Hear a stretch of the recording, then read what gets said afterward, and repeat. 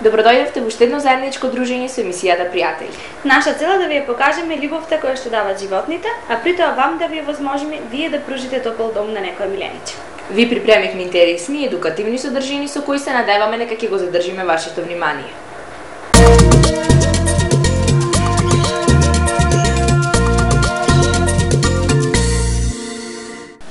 Овој прилог ќе му го посветиме на нашата македонска гордост. Ние имаме посветено повеќе емисии за ова куче, но и вреди затоа што тоа е наше македонско. Тоа е шарпланинецот, а сега ќе разговараме со човек кој што го гледува. Здраво, Александар, како си? Здраво, добро. Јас споменав дека тоа е наша раса. Пајде да им кажеме нешто повеќе на нашите гледачи околу потеклото на ова куче. Значи, како што и вие сами кажавте, ова е наша раса. Оваа раса е призната во FCA во 1939 година и е призната под името Илирски овчар. По иницијатива на тогашна Југословенскиот сојуз, Југословенскиот кинолошки сојуз, во 1957 година расата е преименувано името и е примната под името шарпланинец и е заведена во FCA како југословенско овчарско куче шарпланинец. Таа раса спаѓа во втората FCA група, во секција на пинчери, швајцарски планински кучина, а подсекција молоси. И не подлежи на работен испит оваа раса. А каков карактер има ова куче? Карактерот на овие кучина е сталожен, смирени кучина. Тоа значи дека кај шарпланинецот не може да се случи да слушнете лајне без причина. Тоа е територијално куче кој има своја територија и тоа е едноставно газда на својата територија. И секогаш реагира во оној момент кога ќе се почувствува загрозено на својата територија, но реагирањето не е како што има представа луѓето дека е некако агресивно куче, туку му дава опомена на секого кој е нарушува територијата негова. Тоа значи дека оваа раса на куче шарпланинецот е добар чувар? Да, прекрасен чувар. Колку време од денот ти му посветуваш на твоите кучиња и колку е тешко одржувањето на хигиената и влакното? Во просек на моите кучиња му посветувам дневно околу 3 часа. Че јас имам 10 единки, а кажувате број 10 единки. Секој поединечно му се посветува внимание зависно од возраста, до кој степен сме научени во ринг дресурата и тие работи. Исто во хигиената, значи мора редовно да се одржува хигиената за да имаме ние еден квалитетен изложен пример. Тоа значи редовно одржување на влакно, одржување на местата каде што живеат. Така. А како го одржуваш влакното на твоите кучиња? Значи, според мене најбитно за одржување влакното е да се одржува преку исхраната. Тоа значи да ги добива соодветните витамини и минерали кои му влијаат на квалитетно влакно. Чим кучето има квалитетно влакно, тогаш е многу полесно за одржување. Значи, чешљање, четкање, грумирање, сите тие работи, нормално, капење во одреден период во годината. Колку е тешко одржувањето на боксовите, бидејќи ги имаш многу на број? Значи, моите кучиња, кога ќе речам да остана кај мене, од мали јас ги научувам да не вршат нужда каде што спијат, а тоа му и во крвта на шарпланинецот. Значи, едно доста интелигентно куче, кај што прво нешто што научува е да не врши нужда на своето место каде што спија. И секој дневно со прошетки, затоа ми треба, како што напомена, 53 часа, тие вршат нужда надвор од местото каде што живеат. Тоа значи дека одвојуваш многу време за твоите кучиња? За мене тоа не е многу време. Да, кога тоа го правите со љубов? Со љубов се работи, не ми представувате. Ајде малку да се навратиме околу расата. Кажи ми каков е стандардот на оваа раса? За стандардот за шарпланинецот потребна ви е цела една емисија, затоа што треба многу да се кажи. Но јас во интерес на гледачите можам да кажам некои кратки црти. Шарпланинецот е силно граден пес со добра конституција, која просечна висина му е 62 кај мажјаците, 58 см кај женките, под 56 кај мажјаци и 54 кај женки е дисквалификациона таа е долна линија. Во принцип секаде каде што имаме долна линија се бараат кучина што поголеми и повисоки, но сето тоа бидат тие добро складни и добро градени. Нешто што би било интересно кај за гледачите тоа е дека забавото треба да му биде ножичасто, потполно, со 42 заби и многу чест проблем кај забавото е тоа што им фали на многу единки завод премулари P1. Тоа е едно мало запче, но потребно да ги има тие два заби. Влакното е густо, со средна должина, посечна должина од 10 до 12 см, под 7 см е дисквалификационална. Бојата на влакното е од бела до темно сива, скоро црна боја, но не сме да види шарпланинецот еднобојно и не сме да види шарпланинецот да имаме шаренило кај шарпланинецот. Очите се во форма на бадем темно кафеава, костенлива боја, не пожелна боја на очите, која е голема мана кај шапланинецот, е жолтото око. Опашката треба да биде додолжина до минимум до скочниот зглоб.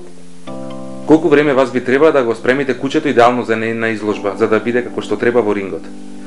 Ова доста интересно прашање, значи куќето идеално време за да се спреми е од првиот ден кога ќе се роди куќето. Значи здраво куќе, кое е здраво гледано од првиот ден, значи дека и здраво ќе се развива. Значи секојдневно во секој период имам некаков систем во кој што значи движење, храна, соодветна храна во секој период во растот, кога е возрасно исто соодветна храна. Ако куќето го спремаме во серијална изложби, тогаш ни е малку полесно, затоа што во континуитет го спремаме. Просечно за куќе во топ форма потребно е 1 час во денот, значи физичка активност. Исто така јас доста посветувам внимание, така што ќе кажат по старите одгледувачи на шапланинци, новите шапланинџи ги местетиме куќината во ринг, значи на тој дел на дресурата на куќето, движењето, став, значи куќето кога ќе го внесеме во рингот да биде заложено, смирено како сите светски раси кои има голема популарност, а не ние да влеземе во рингот и да се лечкаме со куќето да се бориме за да му покажеме заби.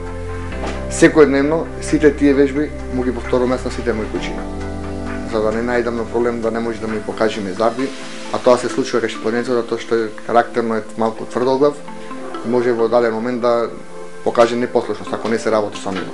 Дали може да ни кажеш некои трикови кои што ќе му помогнат на новопечените сопственици? Многу едноставно. Тие не се некои трикови, не се некои тајни, едноставно секој ден треба да се работи и да свати куќето дека тоа му е забава, а не му е нешто терет на куќето, дека треба да го, како да кажам, дека го приселуваме да ги покаже забите, да застане мирно во ринг, да го провери судијата дали му се сите заби на број. А како да го научиме ова куќе да седи правилно во еден став? Како што напоменав пред малку, од да речеме некоја возраст 3-4 месеци куќето кога почнуваме да го шетаме поинтензивно, секојдневно може наједноставно да се качи на некоја маса или некоја повисока, каде што куќето ќе нема многу простор да мрда, но при тоа во таа положба кога го местиме во став, тоа да не се почувствува исплашено. И со секојдневно повторување, заложено повторување, значи да не му вршиме притисок на куќето застани да го мокнеме да го тргаме куќето. Исто така треба да знаат новите одредувачи, и јас сум така еден од поновите одредувачи, дека куќето шапланинецот нема некоја дефиниција како треба да стои во став, значи треба да биде едноставно смирено, да му бидат предните задните нозе во права положба, тоа е тоа. Дали се случила некоја несекојдневна интересна случка во рингот или па можеби надворон него? Значи не секојдневна некоја посебна случка се нема случајно, доста интересно кога шетам во низ град, да речам низ чаршијата и низ тие места каде што има поголема фреквенција на движење на луѓето, сите реагираат чудно како да гледаат некако си ѕвер, како лав да шетам. Мислејќи дека шапланинецот има тие представа општо во Македонија, луѓето има представа дека шапланинецот е едно страшно животно и агресивно. Напротив, сето тоа мислење тези на луѓево.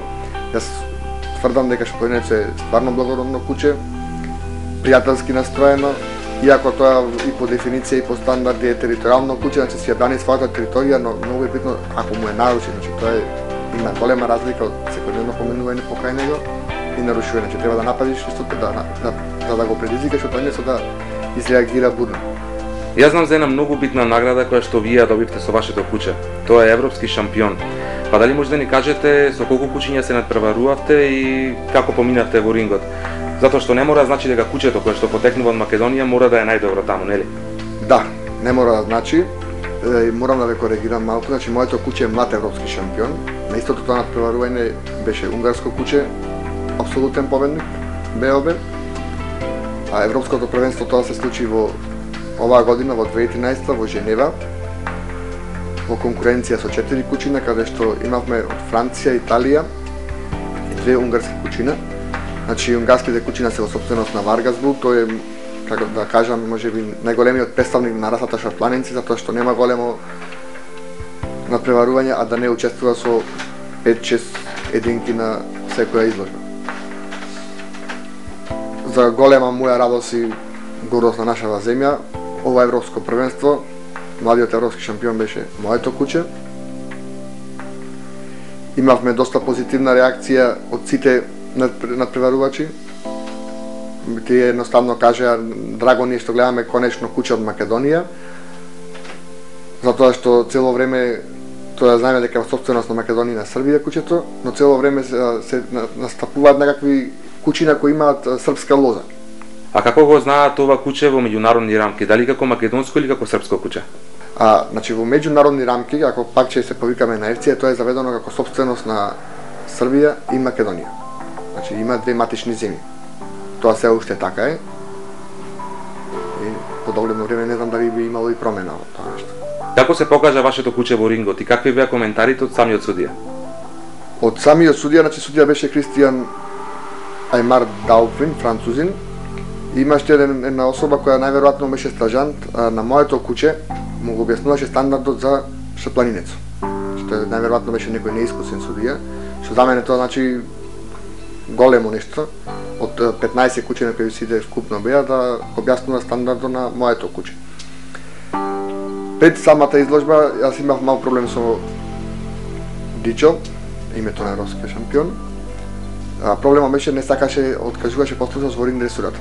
Јас 3 месеци секојдневно работев на ринг дресурата и најмногу нешто што ме плашеше беше да не биде послушно во рингот, но имавме среќа во тој момент, куќето се покажа стварно вистинско светло.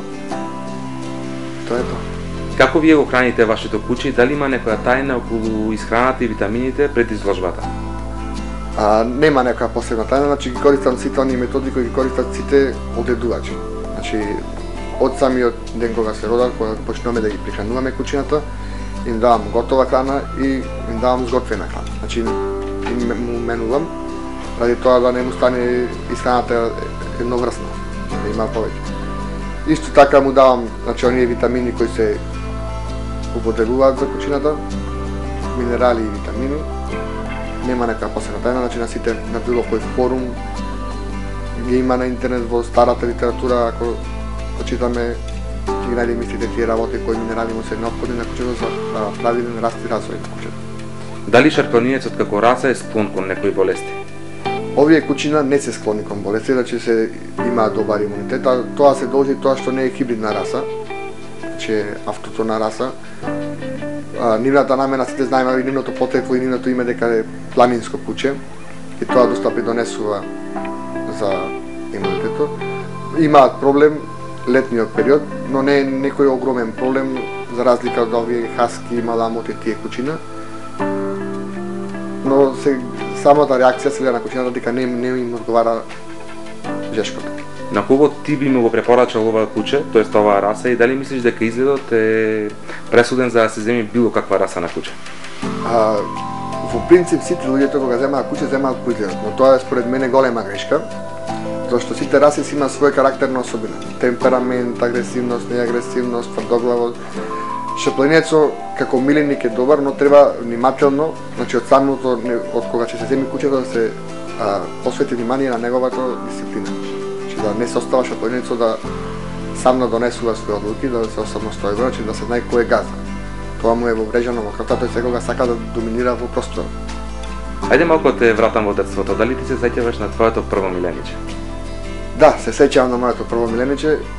Нешто налик беше на шарпланинец, но не беше вако како овие денешни шарпланинци со документ, докато знам дека мојот брат и татко појдоа во дедо од едно стадо. И го чувавме некаде 8-9 години. Исто ова љубов кон шарпланинците и општо кон куќината, јас не ми е како од мали години, значи љубовта кон куќината имаше мојот брат и таа ми е во текот на годините наметната кај мене и се нормално заедно ги огледувам овие шапланинци. Прв пат сериозно со шапланинецот во 2006 година за Санти ден Божик ми се јавува брат ми вика јас вика сакам да земам 2 шапланинчи, дали вели ќе ги раниш кој ќе не сум тука. Тој во тој период беше брат ми на студии ветерина во Бугарија, во Стара Загора. Викам, да има проблем, ќе му давам јадење, ми се рече дека така, само ќе му давам јадење. Изеде 2 куќи на брат и сестра, кога ги зедовме на самиот ден Божи, ги крстевме Божин и Божан. И едноставно, како што ги гледав тие куќи, останаа на мој товар, а претходно кога беше брат ми во Македонија, тој ги гледа, си гледаше куќината. секој ден се повеќе и повеќе се раѓаше љубовта, се имаше љубовта кон кучината. Така да после 8 години јас стварно станам зависен од моите шапланинци. Супер. Дали има нешто што изоставивме, а би сакал да го кажеш за оваа раса? Значи оваа раса е популарна е во Македонија, да. Не викам дека не е популарна, но за жал настана од Македонија, тоа значи настана да речеме од Балканот, не е толку популарна раса. Значи, ние како одгледувачи треба многу да вложиме труд во популаризација на оваа раса. Тоа што е достигнато оваа ниво е резултат на самите одгледувачи, значи немаме некаква подкрепа од држава како што има случај германците, французите и сите други држави, значи не се обрнува внимание на шапланинецот. Самата афирмација, најголема афирмација на шапланинецот ќе биде само ако ние сите одгледувачите одиме на големи натпревари, како што се европски, светски. Исто така има доста големи меѓународни натпреварувања, каде што како што е во најблиско во Белград, во Загреб, значи секој голем град има големо натпреварување на кучето. Сите ни е јасно дека е тоа голем трошок, но ако сакаме да имаме афирмација ние на кучето, мора се почесто. Јас морам да кажам дека не е само моето куче шампион, имаме и уште еден европски шампион, тоа е познатиот Гани Коравски, кој е татко на моите кучина. Братот европскиот шампион од исто легло моментално е победи на државното првенство за шатланинци во Скопје, која се одржа сега во ноември месец. Ме радува дека на последното државно првенство имаше 106, значи полека се враќа популацијата по изложбите на кучината. Од мојата одгледувачница имавме 4 прваци во своите класи. И како што кажав, брат на европскиот првак стана најубаво машко куче на изложбата. Ајде за крај еден апел до нашите гледачи. Чуете шатланинци. Само тоа? Да. Александар, ти благодарам за гостувањето во емисијата Пријатели, за корисните совети кои што ни ги кажа. Се надевам и на наредно дружење. Ви благодарам и вас. Чест ми беше што снимивме емисија. Се надевам дека ова нема да прекине тука, дека се повеќе и повеќе ќе го снимаме шатланинецот. И со тоа ќе придонесете вие како телевизија за афирмација, како емисија за афирмација на шатланинецот, да му се покаже на луѓето дека тоа куче стварно не е агресивно, дека е миленик. Ти благодарам уште еднаш.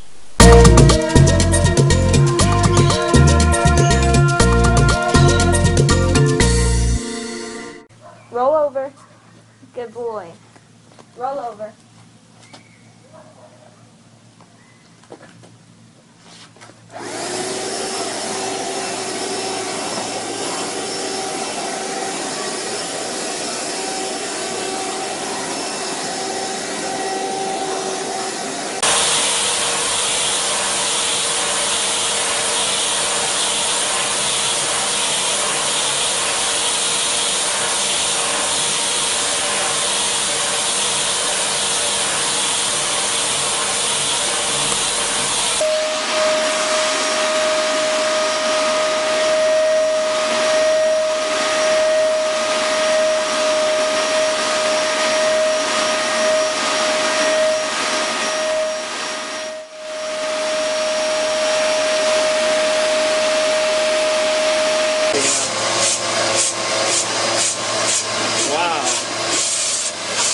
Sucker in there. Isn't that nice, Gina? Who vacuums the beer? Oh, look at that.